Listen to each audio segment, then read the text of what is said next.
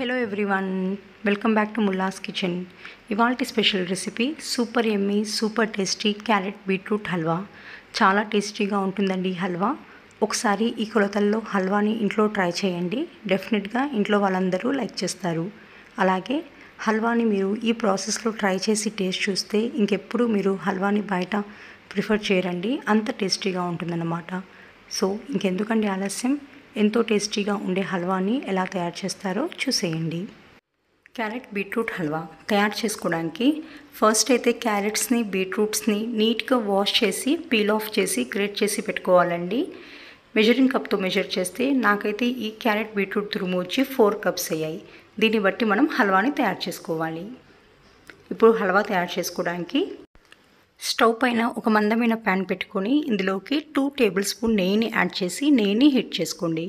నెయ్యి హీట్ అయిన తర్వాత జీడిపప్పు పలుకులను యాడ్ చేసి కొద్దిగా ఫ్రై చేసుకోవాలి.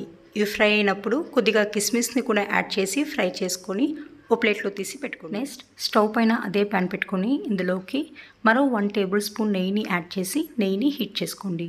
నెయ్యి హీట్ అయినప్పుడు గ్రేట్ చేసి పెట్టుకున్న క్యారెట్ అండ్ బీట్రూట్ తురుముని ఇందులోకి యాడ్ చేసి మంటను మీడియం ఫ్లేమ్లో పెట్టుకొని ఈ తురుము సాఫ్ట్గా అయ్యేంత వరకు మగ్గించుకోవాలి. దీనిపై ఒక మూత పెట్టేసి మగ్గించుకోండి, అప్పుడే తొందరగా సాఫ్ట్గా మగ్గుతుంది. మ్యాక్సిమం అయితే 10 to 15 మినిట్స్లో క్యారెట్ అండ్ బీట్రూట్ సాఫ్ట్గా మగ్గిపోతుంది. మధ్య మధ్యలో మూత తీస్తూ చెక్ చేసుకుంటూ ఉండండి.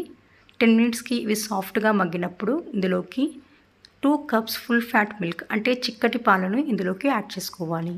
మనం 4 కప్స్ తురుము తీసుకున్నాం కదండి, 4 కప్స్కి 2 కప్స్ పాలు అయితే కరెక్ట్గా సరిపోతుంది.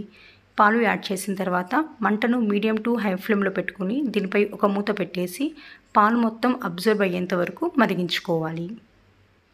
కొద్దిసేపటికి పాలు అబ్జర్వ్ అయిన తరువాత ఇందులోకి 1 కప్ షుగర్ని యాడ్ చేసుకోవాలి. నేనైతే ఇక్కడ 1 కప్ షుగర్ యాడ్ చేశానండి. షుగర్ మీ స్వీట్నెస్ని బట్టి మీరు యాడ్ చేసుకోవచ్చు. 4 కప్స్ తురుము కాబట్టి 1 కప్ షుగర్ అయితే కరెక్ట్గా సరిపోతుంది. ఇలా షుగర్ యాడ్ చేసిన తర్వాత షుగర్ని కరిగించుకోవాలి. కొద్దిసేపటికి షుగర్ కరిగిన తరువాత 2 యాలుక్కాయలను ఇందులోకి యాడ్ చేసి మంటను లో టు మీడియం ఫ్లేమ్లో పెట్టుకొని దీనిపై ఒక మూత పెట్టేసి షుగర్ సిరప్ కంప్లీట్గా అబ్జర్వ్ అయ్యేంత వరకు కుక్ చేసుకోవాలి. మధ్య మధ్యలో మూత తీస్తూ చెక్ చేసుకుంటూ కుక్ చేసుకోండి. కొద్దిసేపటికి షుగర్ సిరప్ కంప్లీట్గా అబ్జర్వ్ అయ్యి హల్వా ఈ కన్సిస్టెన్సీలోకి వచ్చినప్పుడు ఇందులోకి ఫ్రై చేసి పెట్టుకున్న డ్రై ఫ్రూట్స్ని యాడ్ చేసుకోవాలి. ఇవి యాడ్ చేసేటప్పుడు మంటను లో ఫ్లేమ్లో పెట్టుకొని మరో 2 మినిట్స్ పాటు కుక్ చేసుకొని సర్వ్ చేసుకోండి. ఎప్పుడైనా అండి హల్వా అనేది కూల్ అయ్యే కొద్దీ టేస్ట్ అనేది పెరుగుతుంది.